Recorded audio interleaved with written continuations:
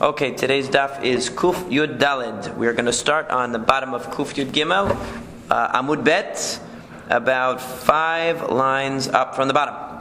So it says, V'tachat kevodo yekad yekod kikod esh. This is talking about Sancheriv and the punishment that's going to happen to him in the times of Chizkiyahu. So the three Chachamim argue about the meaning of this idea v'tachat kevodo. Under, literally what it means is, under his honor will burn like the burning of fire. Okay? So the question is, what does it mean? So Amar Rabbi Yochanan says, v'tachat kevodo v'lo kevodo mamash. It means tachat kevodo, but not his actual honor. Okay, so Rashi explains that the issue here is 2 terms that need to be explained. One term that needs to be explained is, what does the word tachat mean? And one issue that needs to be explained is, what does the word kevodo mean? What does the word his honor mean? And what does the word under mean? So Rabbi Yochanan is interpreting tachat to mean actually beneath. Okay?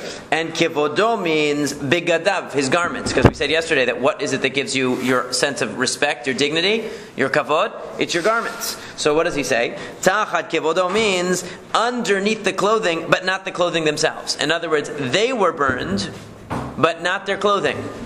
So the people would be consumed by fire, but not their clothing. That's tachat kivodo. Underneath the thing that gives them kavod, that's where the burning would be. Rabbi Yochanan the Ta'amen, of course, Rabbi Yochanan is consistent with what he said earlier. Rabbi Yochanan because earlier we said that what did Rabbi Yochanan do? He called his clothing that which honors me. So kivodo means his honor, and what's under your honor? What's under the source of your honor? Your body. Right? So tachat kevodo. Rabbi Eliezer says, v'tachat kevodo mamash. That tachat kevodo here doesn't mean, it means literally. So what does Rabbi Eliezer mean? He means, tachat can mean 2 things. It can mean under and it can mean in place of, like ayin tachat ayin, an eye for an eye, in place of. So what it's saying is, tachat kevodo, he interprets kevodo as meaning their bodies. Okay? Not meaning their clothing.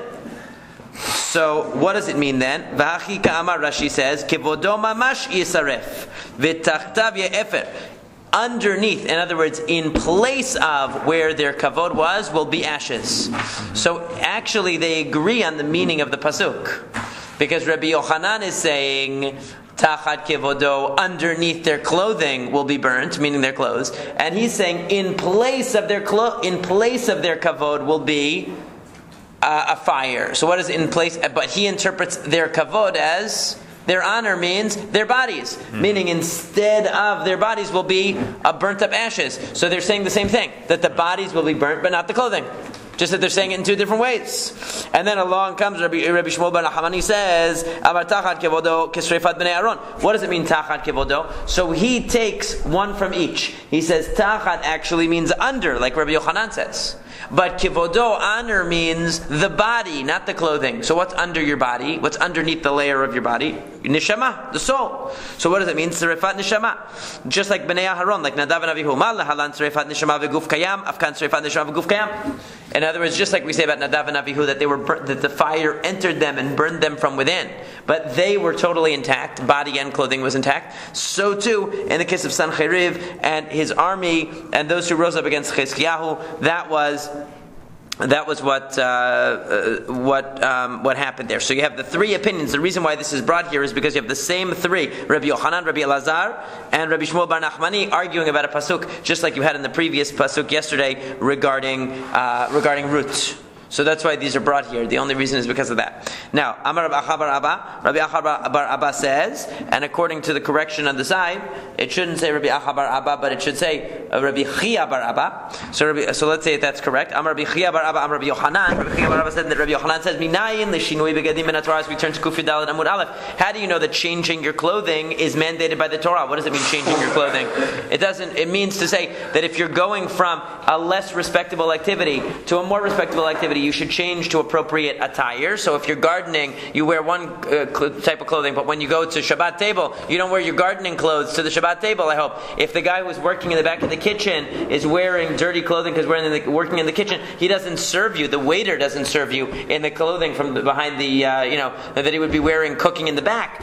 Right? So where do we learn this from? Because it talks about the Kohen doing what's called Terumat Hadeshen. Terumat Hadeshen is that they would remove a scoop of the ashes from the altar every day. And of course that was a dirty type of job because it would get you dirty. So it says, before he actually went to serve, the Kohen would change his clothes to proper Bigdei Kehuna. So when even though Terumat Hadeshen, removing the ashes from the top of the altar, was part of the service that needed to be done, he didn't wear the same clothing to do that so-called dirty work as he would to do the core avodah, such as Rashi says, burning the korbanot on the mizbeach, etc.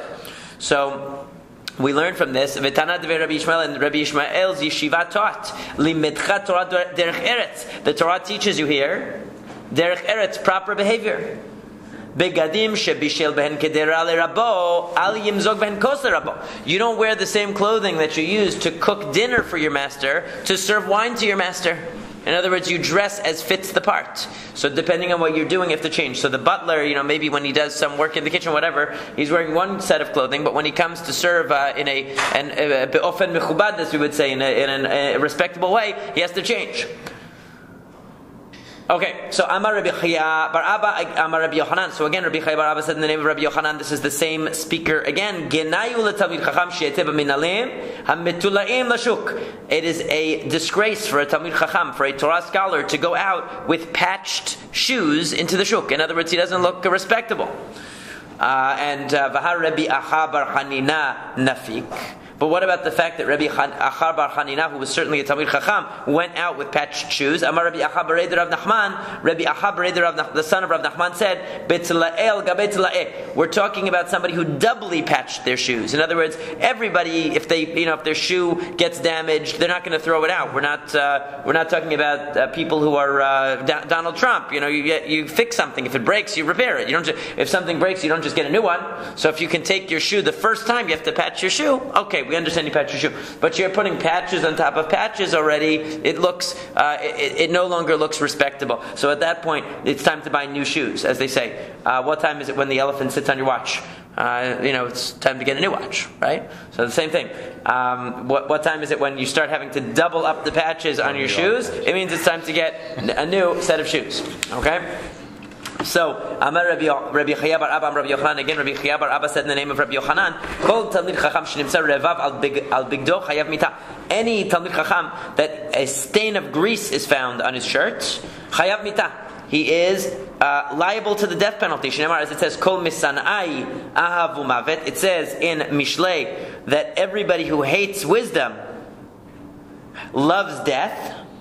Al tikre misanai. Don't read it as anybody who hates me. That's wisdom speaking. Don't read it as anyone who hates me. Ela masniai. Those who cause others to hate me. And what does it mean, cause others to hate me? If a Talmid Chacham goes and he has no class and he's got a dirty shirt and he looks like a pig, God forbid. So then what happens is, as Rashi says, they make themselves disgusting in the eyes of the other people. And people say, woe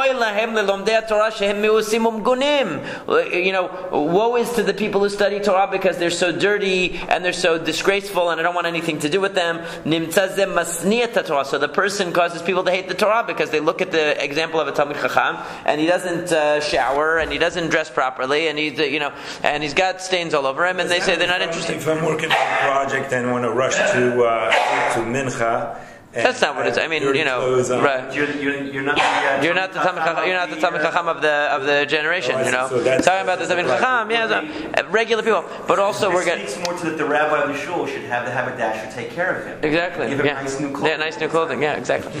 That's exactly what I was thinking. No.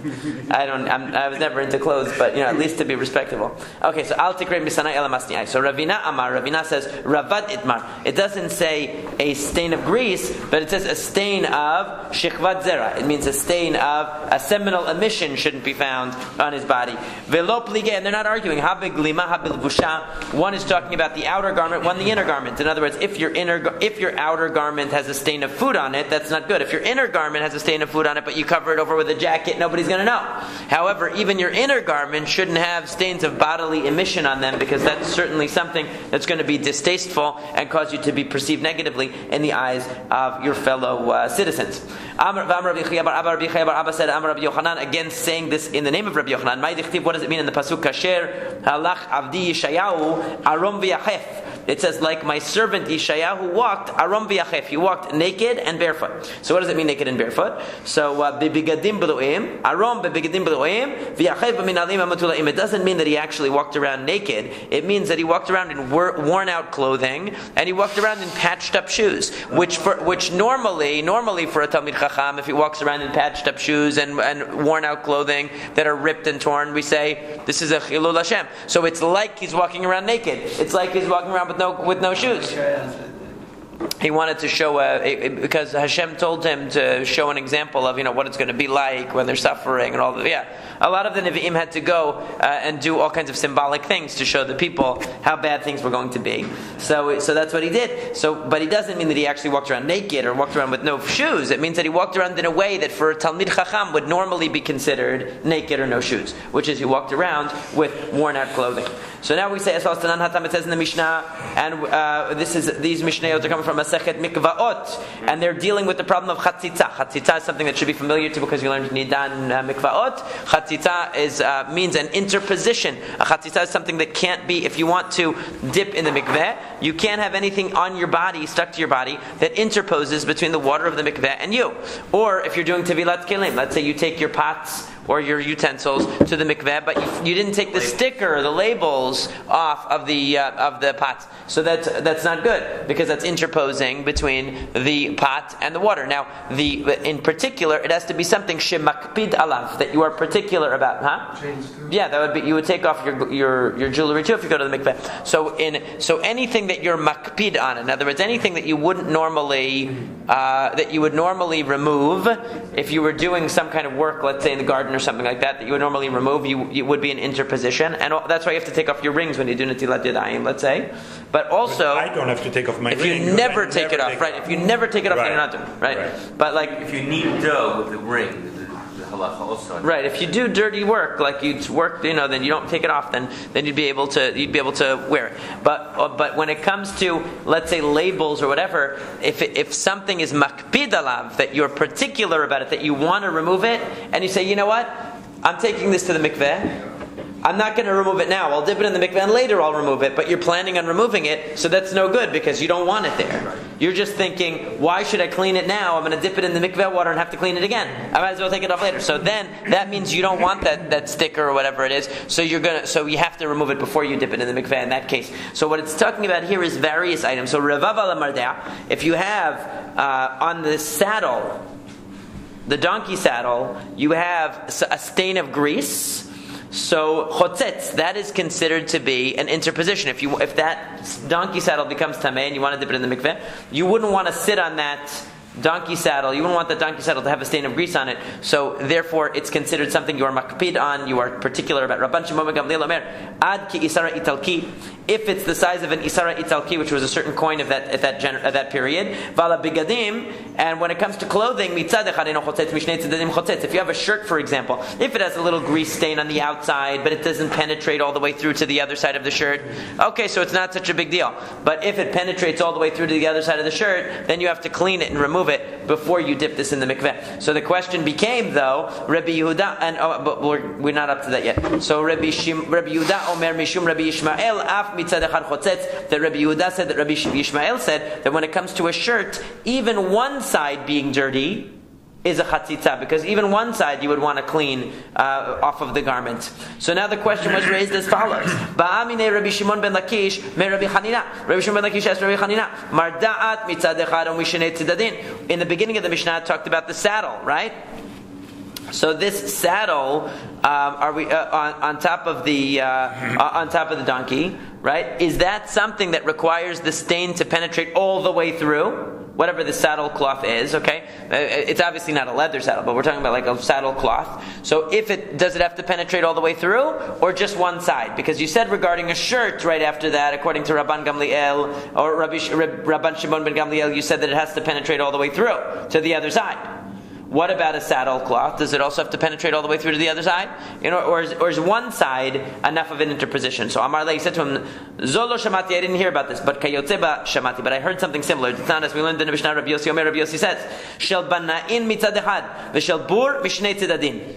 So he said, the clothing of the Bana'im, which we're going to see what this is in a second, even one side being dirty is considered an interposition, but a bur, a regular person, a regular average ignoramus, he's not going to change his shirt until the grease penetrates all the way through to the second side. Okay, and we're not going to say that the saddle cloth of a donkey is more strict than the clothing of an ignoramus. In other words, if the average guy on the street won't really consider it a significant stain unless it penetrates all the way through, then for a donkey cloth, obviously we're not going to be concerned if the stain penetrates on only one side. We're going to at least be as lenient as we would be with a person's clothing for a donkey's clothing. Because, people and donkeys, they could be pretty similar sometimes. But certainly the donkey's not going to be better. Okay, the person might be equal to the donkey, but the donkey's not going to be better. So, my bana'in, although we did learn yesterday about the chamor shel Pinchas ben Yair and everyone who are even better than the people. So I guess it could be. Maybe this is a special donkey. Anyway, so then it says my bana'in. What does it mean bana'in? What are these builders? It sounds like who even one side of a stain. Even if one side of the shirt is stained, they'll consider it significant. So, and this now we see the connection to what we've been discussing so far. Amar Rabbi Yochanan, Elu Talmidei Chachamim. Bana'in are the Talmidei Chachamim, the Torah scholars, she'osekin bevinyano shel olam kol yemehen, because they're involved in building the world, not physically, spiritually. They build the world. That's why we say Al Tikrei Banaich Ela Bonaich. Don't read it as your children. Bonaich, you're builders. In other words, the spiritual building blocks of the world are the Talmidei Chachamim, and they're the builders spiritually, like we talk about. If it was really builder, it would be the opposite. Exactly. If it's really a builder, he doesn't care how dirty he gets because he's always dirty. Right. That's why they say like. What? Sometimes in Mishnaic Hebrew, because it's an Aramaism. In Aramaic, nun is the plural a lot of the time. Even for lashon zachar. Even for zachar, the plural is nun. Okay, so like irin kadishin, things like that, it's always nun. Right. So because of that, sometimes in Mishnaic Hebrew they were influenced by the Aramaic dialect, so they would use an ending that was Aramaic. That's the reason linguistically why. Yeah. So that's why it says like kiddushin. Why is it not kiddushim? Kiddushin, same thing. It's an Aramaism. Because remember, these rabbis, even though they were speaking Hebrew, they were writing Mishnah in Hebrew. The vernacular that they came with from Babylonia and was Aramaic, so they were used to these endings. Or Yiddish have numerous If you read Sefer Daniel or something like that, one of the later Sfarim, you'll see the nun everywhere. So well they use ayin to signify in Yiddish when it's versus ah. So if it's like they want to say an they want to transliterate a word they put ayin. Yeah, a lot of ayin. So so what does it say? So that's Talmidei Chachamim. So they are the ones that are particular. In other words, even the reason why Rabbi Yochanan is saying this is because what did we say before? A Talmid Chacham, even if he has a little stain on his shirt, he can't go out like that. So that's why for him, even a little stain on the outside of the shirt is going to be chotzetz. It's going to be an interposition because he's going to want to clean that off. He's not going to leave that there. It doesn't have to penetrate all the way through to the other side. You become masni'ai. Right, otherwise he'll cause people to look negatively on the Torah. Rabbi Yochanan says, "Ezeu Talmid Chacham shemachzirin lo aveda b'tviut ha'ayin."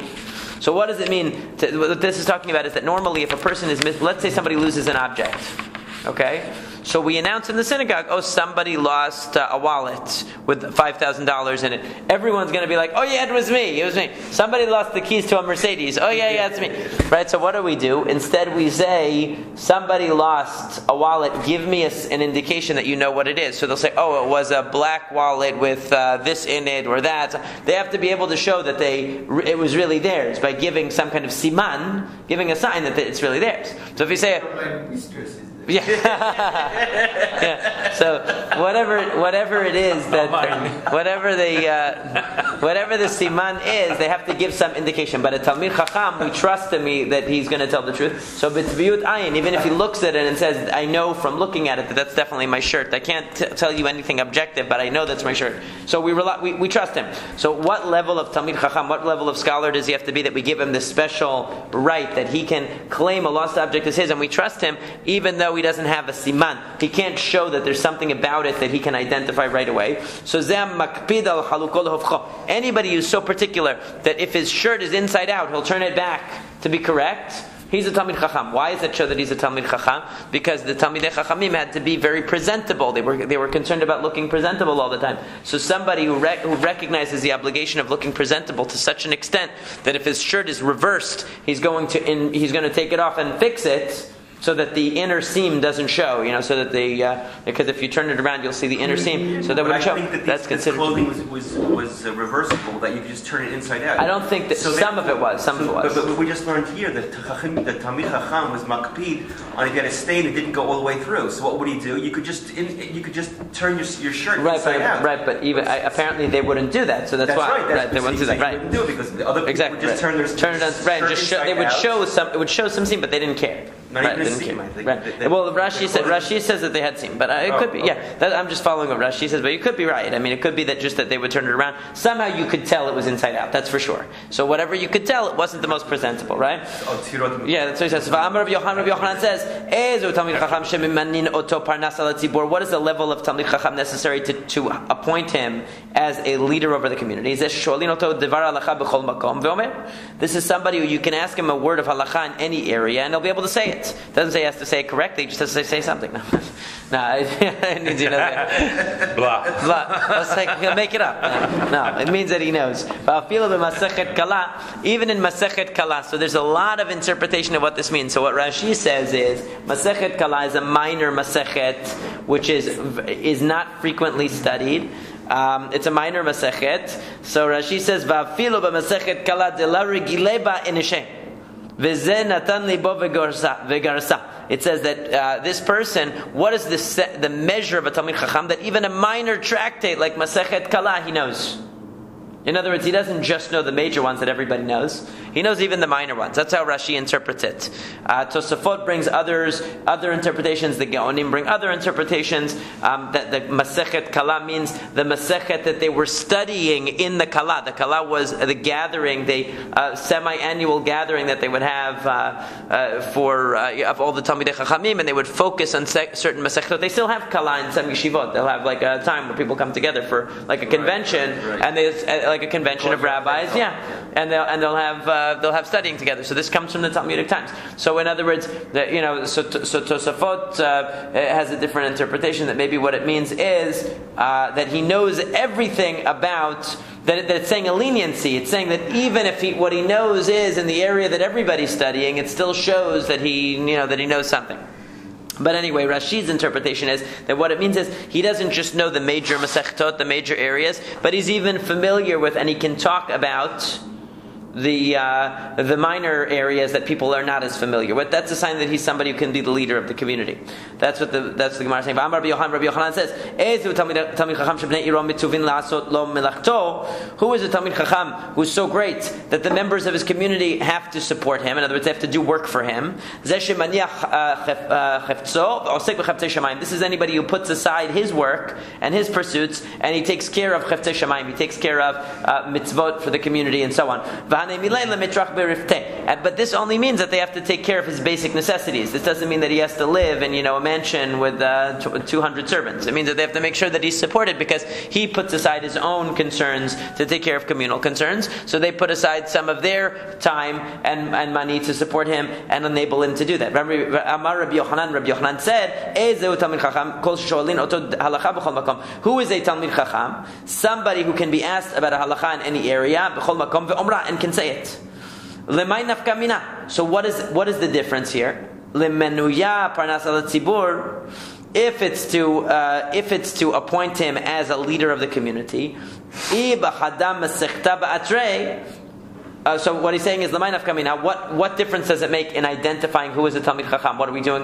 Name dropping? I mean, why do we have to know who's a Talmid Chacham? The answer is to make him a leader. So if he knows b'chadam mesechta be'atrei ibchulei tenuya b'reish metivta. In other words, if he knows one Masekhet that the Masekhet that's being learned right now in the Kala, like it said before, if he knows the Masechet that's being learned, or he knows, according to Rashi, even one Masechet perfectly, whatever's being learned at the time, then that's enough to be able to lead his community. Ba'atrei, he can be a local rabbi, basically. If he knows in the entire Shas, the entire range of Torah, that in any area you can ask him, then he can be a leader of the head of the yeshiva. In other words, he can be the head of the academy.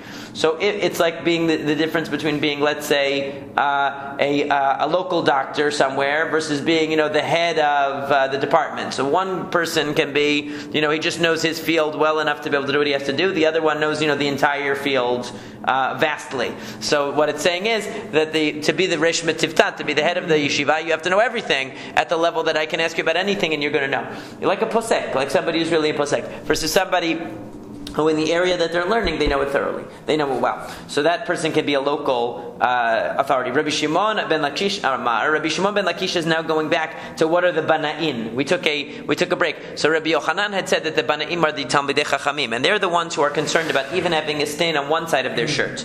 But according to Rabbi Shimon ben Lakish, there's a different interpretation here. Elu kelim ha'u layarin. So what that means is, ha'u yarin means that these are the vessels of the bathhouse attendants, that they would import certain clothing. So when you would come to the bathhouse, if a VIP came to the bathhouse, then the bathhouse owner would give you very fancy things to put on when you came out of the bathhouse. And they were imported clothing. So he says that this type of clothing, because it was for the high class people, you don't have even one stain on one side of the thing, right? It has to be perfect, right? So you're not going to consider it clean unless it's totally clean on both sides, and therefore if it has even the slightest smudge on one side, it's going to be an interposition for going to the mikveh, because you would never accept this unless it was totally clean. So what is this talking about here? So the Gemara says, wait a second. Who are you telling me that these garments of the bathhouse were white and therefore very very susceptible to staining? Rabbi Yanai said to his children, Banai, my children, Al tikberuni lo b'kelim levanim v'lo b'kelim shechorim. Don't bury me in white clothing and don't bury me in black clothing, because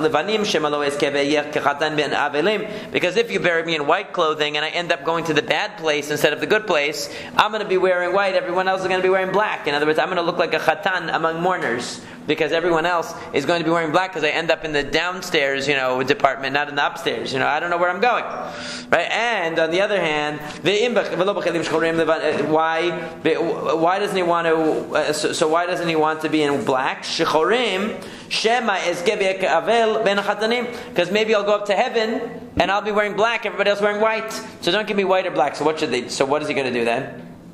Ela bechelim ha'ul yarin, rather put on me the nice clothing of the bathhouses, haba'in mibidinatayam, that comes from the imported clothing. So that implies that it's not white and it's not black. It's some other color. Because obviously he's saying it's not white or black. Yves Saint Laurent. What?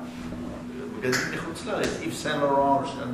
Right. So yeah, it's talking about some other kind of fabric. So almas sumakinin, which means it's colored. So why are you telling me it's so susceptible to staining? Colored things are the best thing because they're not susceptible to staining. Right? Colored clothing, you can't see a stain so well. So, la kasha, no problem. This is an answer that we saw earlier. It's the difference between an outer garment and inner garments. The inner garments are white. So those are susceptible to staining. The outer garments he's talking about are colored because they're imported different colored garments, and those wouldn't be as susceptible to staining. But when we said that they're very susceptible to staining, we're talking about the one that goes underneath, and that one would be white. So that's how the Gemara ends. And then we move to a new piece that we go back to the Mishnah. The Mishnah talked about a machloka between Rabbi Yishmael and Rabbi Akiva as to the relationship between Shabbat and Yom Kippur. So Rabbi Yishmael Omer Mekablin, etc. The Tanur Rabban Rabbi Shat Olat Shabbat b'Shabbato. It says the korban of Shabbat can be offered on Shabbat, on its Shabbat. Limed al chilvei Shabbat shekarevin b'Yom Kippurim. That this means that if you would have a situation, which we don't have today, remember, because now we have a fixed calendar, Yom Kippur today can neither fall on Friday, nor can it fall on Sunday, ever. You never have Shabbat and Yom Kippur consecutively, ever. But in the Talmudic times, before the calendar was fixed, you could have such a situation. So what did they do? So what would happen if, let's say, Yom Kippur is Sunday? So then, let's say you had leftover korbanot that didn't finish burning on Shabbat. You want to finish them on Yom Kippur. Can you do it? So the answer is, according to the first opinion, yes, you can. Maybe you'll say, therefore, if Yom Kippur falls on Friday, that you can burn the korbanot of Yom Kippur on Shabbat. Answer is Talmud Lomar b'Shabbato. No, because it says b'Shabbato. You can only burn on Shabbat. You can only burn Shabbat korbanot. You can burn the Yom Kippur on Yom Kippur. You can burn the Shabbat korbanot, but not vice versa. Okay, on Shabbat you cannot burn any other korbanot. And this is Divrei Rabbi Yishmael. This was Rabbi Yishmael's view. So Rabbi Yishmael's view is that Yom Kippur is inferior in some respect to Shabbat. So therefore, if you had leftover korbanot that didn't finish on the altar on Shabbat, and then Yom Kippur is right after, you can burn them. But if Yom Kippur is before Shabbat, you can't burn what was from Yom Kippur on Shabbat, because Shabbat is holier than Yom Kippur with regard to this. And Rabbi Akiva says, Rabbi Akiva Omer, Olat Shabbat b'Shabbato limed al chilvei Shabbat shekarevin b'Yom Tov.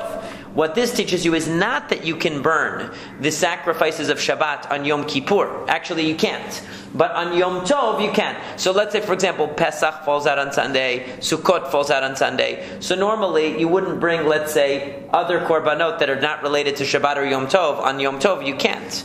You can only bring Yom Tov korbanot. However, Shabbat, if Shabbat was yesterday and they didn't finish burning the korbanot, since Yom Tov is inferior in its holiness to Shabbat, you're allowed to finish up whatever was done on Shabbat, korbanot-wise, sacrifice-wise, on Yom Tov, according to Rabbi Akiva.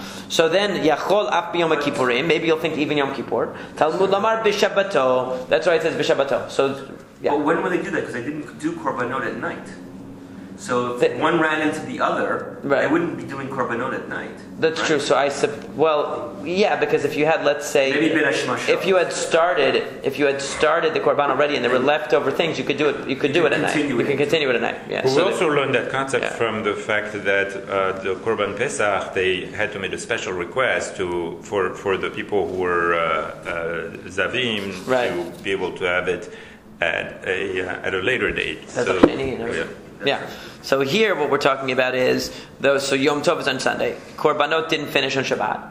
So now you have certain things that started but didn't finish. So can you put them on the altar even on Yom Tov itself? And the answer, according to Rabbi Akiva, is yes, but not Yom Kippur. Okay. Kishitimtzal lomar le'divrei Rabbi Yishmael nidarim odavot karevin b'Yom Tov v'chi yitzrach kara l'Yom Kippur. Le'divrei Rabbi Akiva nidarim odavot en karevin b'Yom Tov v'chi yitzrach kara l'mishra b'Yom Tov. So basically, this is a machloket in Masekhet Betzah. Nidarim and nidavot. Let's say you had a korban nidava. You're making a voluntary sacrifice, and you want to bring it to on Yom Tov. Why would you bring it on Yom Tov? Because that was when everybody came to the Beit HaMikdash, because you had to make a pilgrimage 3 times a year.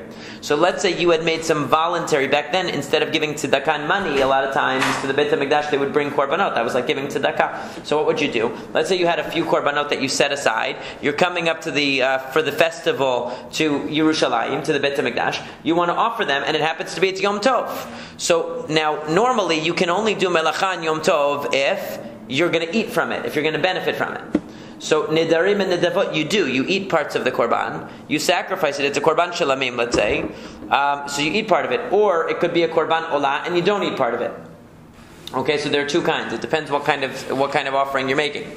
Now, there's a machloket in Masechet Betzah, as Rashi says there, that nidarim and nidavot, can you offer them on Yom Tov? since on one hand you're allowed to cook and you're allowed to, and things like that on Yom Tov, even though you don't need to bring these korbanot on Yom Tov, because you could bring them tomorrow, are you allowed to? So according to Rabbi, we can infer, the Gemara is saying, that according to Rabbi Ishmael, it must be that you can bring voluntary korbanot on Yom Tov. Therefore, he knew that already. And if you can bring voluntary korbanot on Yom Tov, then certainly you can continue to burn the Shabbat korbanot on Yom Tov. Because if you can bring voluntary ones, certainly the Shabbat ones. And if that's the case, then he doesn't need a pasuk to teach you that Shabbat korbanot can continue to be burned on Yom Tov. So what is he going to use the pasuk to teach you? That Shabbat korbanot can be burned on Yom Kippurim. But Rabbi Akiva, who says that voluntary korbanot cannot be brought on Yom Tov since they could have been brought on another day, he's going to say that you need a pasuk even to teach you that Shabbat korbanot can be burned on Yom Tov.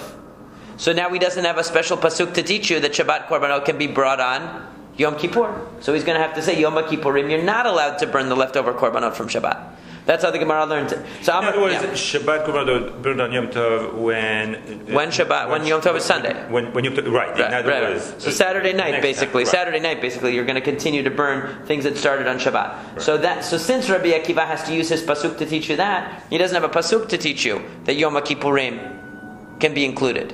Whereas Rabbi Ishmael, who didn't need a pasuk to show you that Shabbat korbanot can be burned on Yom Tov, because he says that even voluntary korbanot can be brought on Yom Tov. So certainly he's going to say Shabbat ones can. So he's going to use the pasuk to teach you that Shabbat korbanot can be brought on Yom Kippurim. Now, that meaning the leftover ones from the Shabbat the day before. Amar Rabbi Zera says. Now we turn to Kuf Yud Dalet Amud Bet. Ki havena beBavel hava amri. When I lived in Bavel and I was learning Torah there, I used to say, Ha detanya, that what it says in the following Baraita, Yom Kippurim shechal yod erev Shabbat lo hayu tokin uvemotzei Shabbat lo hayu mavdilin. Divrei hakolhi, that they used to, on Fridays, they used to blow the shofar right before Shabbat started.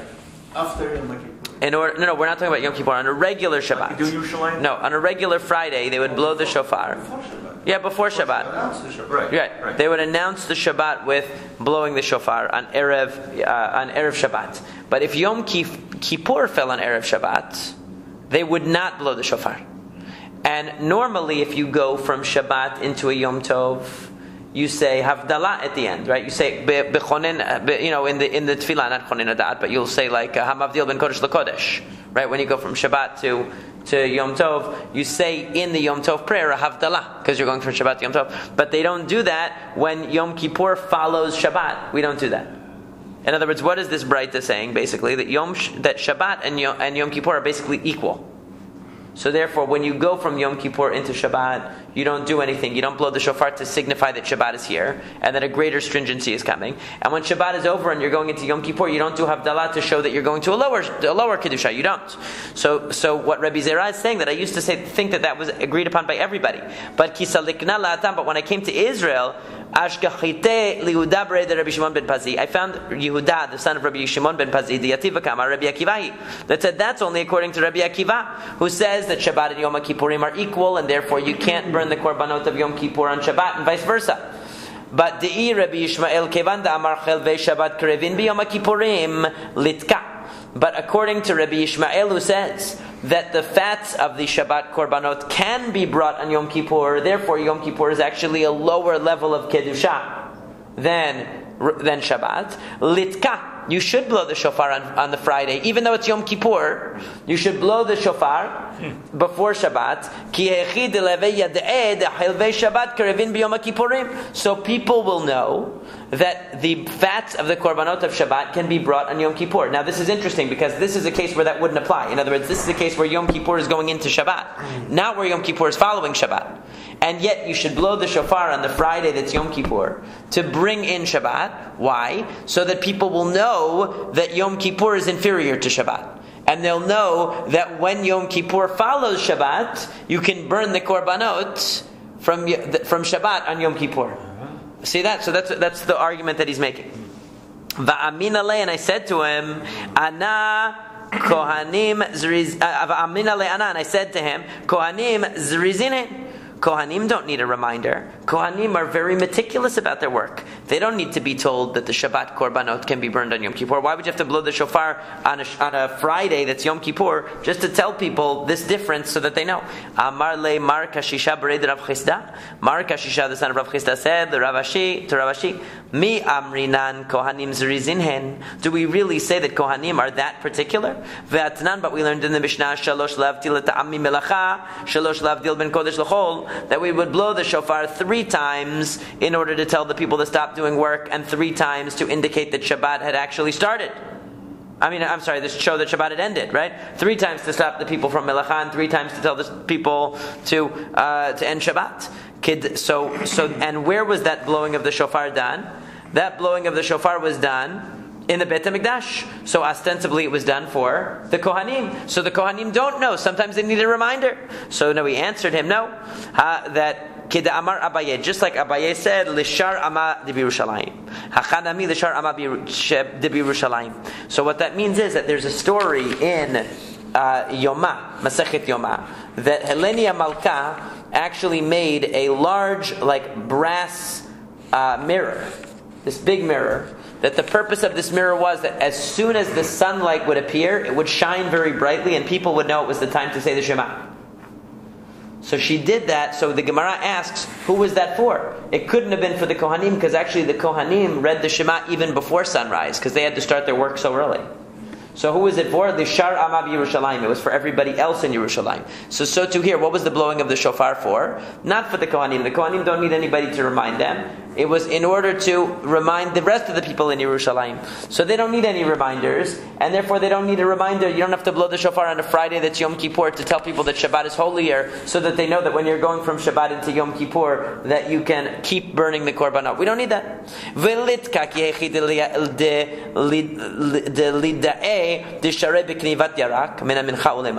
But why don't we blow the shofar on Friday that's Yom Kippur going into Shabbat? Not in order to tell people about korbanot, but to tell people that there's a leniency on Yom Kippur that doesn't exist on Shabbat. There's something called knivat yarak, that they allowed people to cut vegetables, basically, to trim vegetables, to cut them on Yom Kippur in the afternoon. Even though normally you can't prepare from Shabbat to weekday. You can't prepare from Yom Kippur to the weekday. However, they allowed people to cut vegetables in the afternoon of Yom Kippur. And we're going to see why in a minute, okay? So since you're allowed to do that, even though it's preparation, Rashi says that the reason is because it intensifies your suffering, because you're working with food and you're supposed to be suffering on Yom Kippur. So because of ogmat nefesh, because it's going to cause you suffering, so you're allowed to do it. The other Rishonim say no. When it says because of ogmat nefesh, because of suffering, it means the opposite. Not that we want you to suffer, but that we want the vegetables to be prepared. So right after Yom Kippur, you don't have to suffer anymore waiting for the food to be made. You can cook right away. Okay? So since in a case where Yom Kippur, since normally Yom Kippur has a leniency that Shabbat doesn't have, maybe we should blow the shofar on Yom Kippur afternoon that leads into Shabbat, so that people will know that Yom Kippur has a lesser status than Shabbat. In other words, it's not just for the Kohanim, for everybody. So Amar Rav Yosef said, because we don't go out of our way to blow a shofar on Yom Kippur to tell people what they're allowed to do. We only blow the shofar to tell people what they're not allowed to do. Okay? So we're only interested in telling people about a stringency. We're not interested in telling people about a leniency, because blowing the shofar on Yom Kippur itself is already pushing the envelope. You're not really supposed to do that. It's violating an Isur D'Rabbanan, or rabbinical prohibition of blowing the shofar. We're not going to do that just to tell you what you're allowed to do. We might tell you that if we wanted to tell you something you're not allowed to do. So for Rav Shesha Bered Rav Idi Amar, Rav Shesha Bered Rav Idi says, no, really we would tell you something you're allowed to do. The only thing is Shivut Kirova Hitiru, Shivut Rechoka Lo Hitiru. It depends. In this case, why am I blowing the shofar?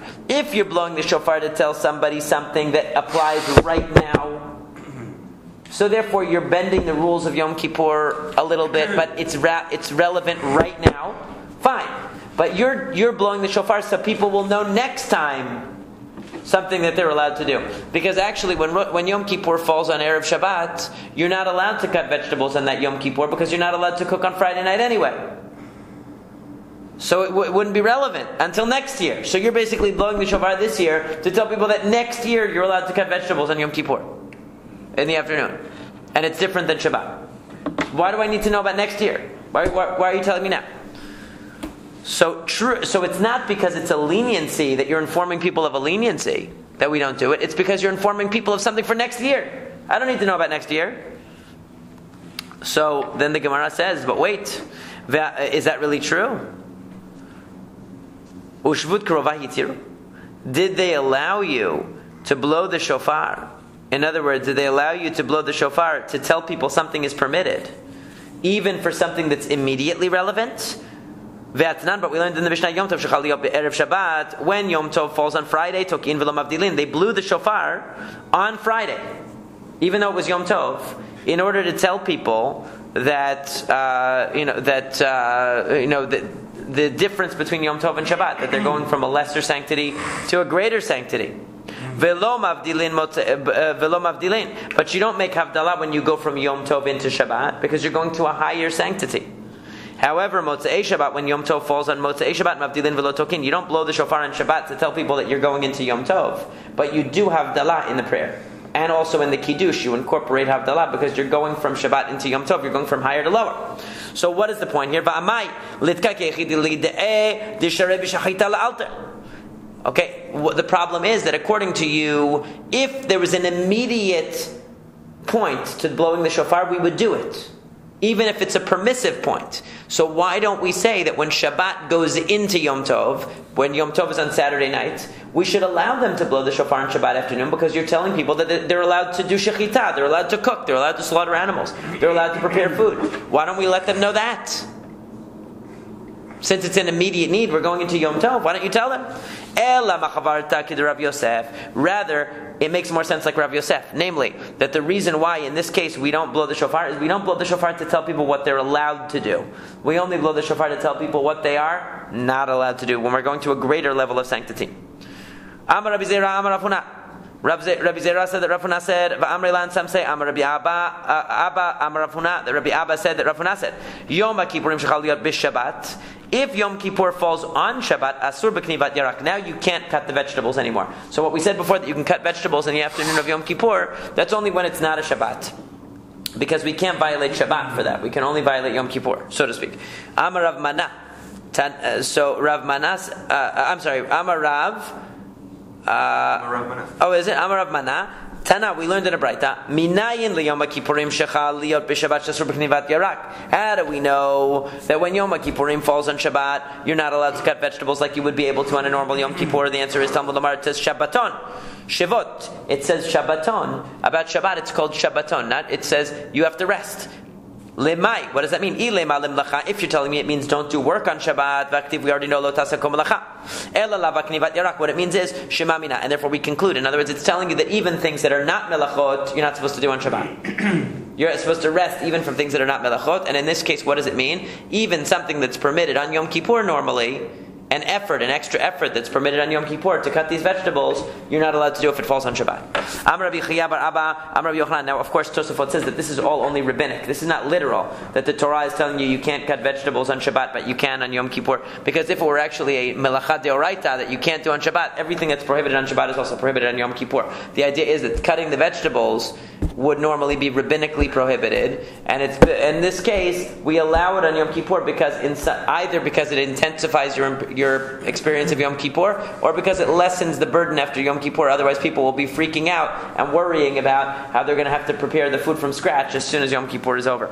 So, Amar Rabbi Chiya bar Abba says, Amar Rabbi Yochanan, the neighbor Rabbi Yochanan, Yom Kippurim shechal liyot b'Shabbat, mutar b'knivat yarak. He says that actually you can cut vegetables even if Yom Kippur falls on Shabbat.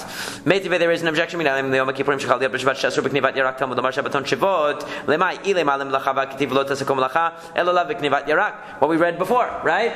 In other words, that this pasuk Shabbaton teaches you that no, when Yom Kippur is by itself, then in the afternoon you're allowed to cut vegetables for after Yom Kippur. But when Yom Kippurim falls on Shabbat, you're not allowed to.